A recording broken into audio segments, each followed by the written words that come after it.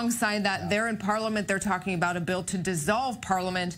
And the opposition says that is out of the question. They want to get a chance to form a government instead of Netanyahu, as is customary in Israeli law. Now, still with us in the studio is Jeremy Saltan, political strategist, and Einat Wilf, former member of the Labour Party as a member of Parliament. And Einat, I want to ask you, we're going to be looking at winners and losers when this thing resolves itself. But as of now, how much is that man, Benny Gantz, benefiting politically from what is taking place in the government? Tremendously. I mean, he has stood firm as an opposition leader. He has withstood. No one thought that he would withstand the various temptations. And it is important. Oh, I just please. want to pause you for 1 second, because in that earlier you mentioned that this opposition has been stronger than anyone Netanyahu has seen. What our viewers are looking at on that screen is all of the blue and white members of Parliament who just walked out of Parliament as Yoav Kish, a member of the Likud, took to the podium. So it seems to be another statement of how they feel in this situation. Exactly. And one should remember that Benny Gantz has a very particular history.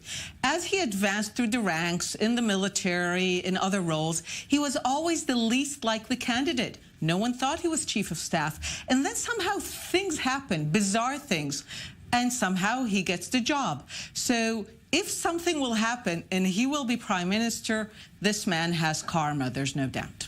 And Jeremy, I want to ask you about Avigdor Lieberman.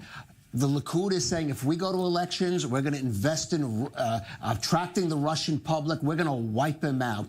But some early polls, and of course it's way too early though, show him actually perhaps gaining seats. How does Avigdor Lieberman come out of this? So there have been 2 polls that have come out in the last week. One gives him 6, one gives him 9. So again, that's above the 5 he has today. If you ask me, though, after a strong campaign, not just of Likud, I think also blue and white would hit him for bringing us to another election. If we end up in that place, I think they're going to wipe him out. I just don't see a situation where Lieberman can really explain this to his own voter base. He keeps talking about how his voter base are backing him up. I don't see him getting any new fans. And at least my friends that I know that vote Yisrael Beitenu are looking at this and they're trying to understand what it is he's doing. So I think Avigdor 48 Hours Lieberman is going to have a new catchphrase of, you know, early elections Lieberman or something else. I just don't see a situation where he ends up a winner here. Regardless of all of this, he's going to be a loser. And I want to ask you bigger picture now. Let's zoom out for a second, especially to people who aren't familiar with all the names and this extremely complicated political drama that is here in Israel. Israel is a country that, as Netanyahu in his own words says, is under constant threat from several areas, whether it is Iran, Iran's proxy Hezbollah, Hamas in Gaza, and the list goes on. What happens if this government ends up being a sort of lame duck government for the majority of an entire year, as will happen if Israel goes to new elections? That is actually Israel's least concerns. I mean, in that sense, Israel's parliamentary democracy has shown itself again and again able to withstand major challenges, including an assassination of prime minister, stalemates in political negotiations. The government that exists now will continue. So it will continue to operate. There is a budget, the same budget from last year. So the systems operate. It is a broad-based democracy with many institutions. That is actually the least of our worries. We should note there are governments in Europe, in Italy, in the Netherlands, in Belgium that have had this situation.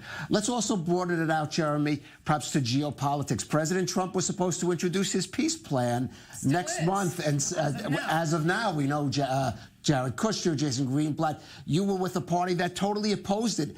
Is this political turmoil basically going to even kill the chance of that even being presented? Well, I will say that if we do have early elections, again, I don't think we will, but if we do, I think this kills the Trump peace plan. Because if we have elections in September, by the time they form a new government, it's November. That's already the election year for Trump. I don't see him within an election year where he has a strong base of people who want him to be pro-Israel to suddenly start putting pressure on Israel to make concessions to the Palestinians. So I think that's also why we saw the beginning, the outrolling of the economic part in Bahrain. I think they're in a rush to do this now before they end up in the fall. And that's why they did not even wait for Netanyahu to form this government. So and President Trump himself, in another unprecedented move this week, weighed in directly, once again saying that he hopes that Bibi, referring to Netanyahu by his nickname, manages to form a coalition. Jeremy Saltan and Dr. Einat Wilf, pleasure to have you both here on what a dramatic day here